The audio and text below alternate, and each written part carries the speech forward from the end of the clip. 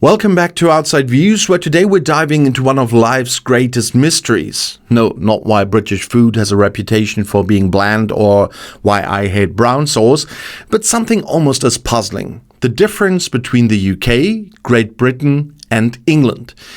If you've ever called someone English only to get a raised eyebrow or accidentally congratulated Scotland on an English football victory, you know this confusion is all too real.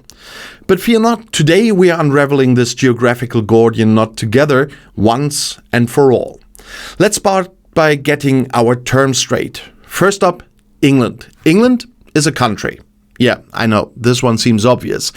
England is the largest part of the United Kingdom in terms of population, home to about 56 million people.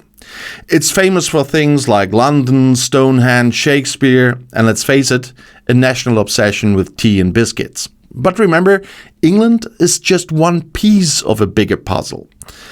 Next on our map, Great Britain.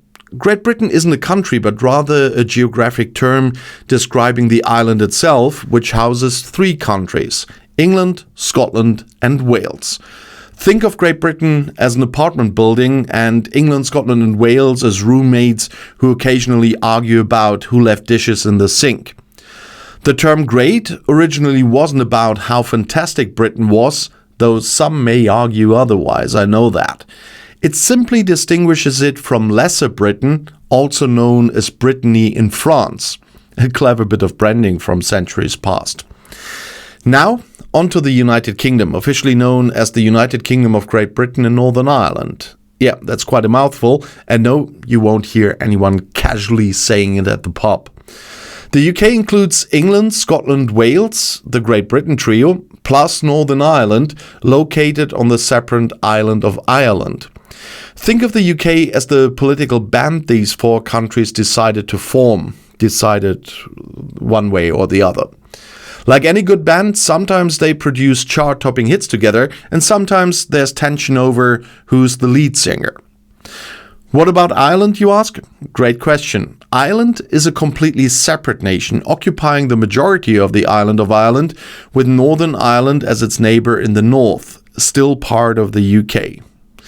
It's like sharing an island with your sibling who has very different opinions on pretty much everything, but you still manage to get along.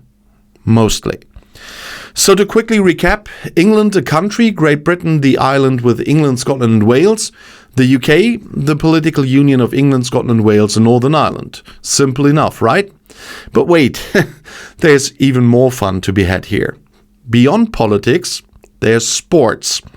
When it comes to the Olympics, athletes compete as Team GB, which stands for Great Britain, technically including athletes from Northern Ireland, so to make it more confusing, though the official Olympic Committee covers the whole UK.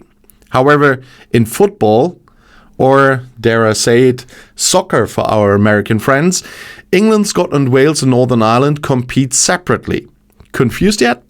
Don't worry, so is everyone else. Now, one final twist.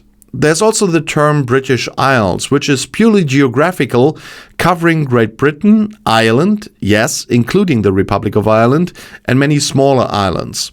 This term isn't politically popular everywhere, and I know that very well, particularly in Ireland, of course, where being called British can start arguments faster than criticizing Guinness in a Dublin pub. And let's not forget that these distinctions aren't just academic. They are deeply tied to history, culture, identity, and politics. Mixing them up is like calling a Canadian American. You'll get a polite correction, but possibly some serious side-eye. So next time someone casually refers to England as Britain or mixes up the UK with Great Britain, you'll be the informed genius ready to enlighten them. Or at least avoid embarrassing yourself at trivia night. So thanks for joining me on Outside Views for today's geography and politics lesson. And don't forget to like, subscribe and comment with what other mystery puzzles you'd like us to tackle next. Until then, stay curious and maybe lay off calling all Brits English. See you soon.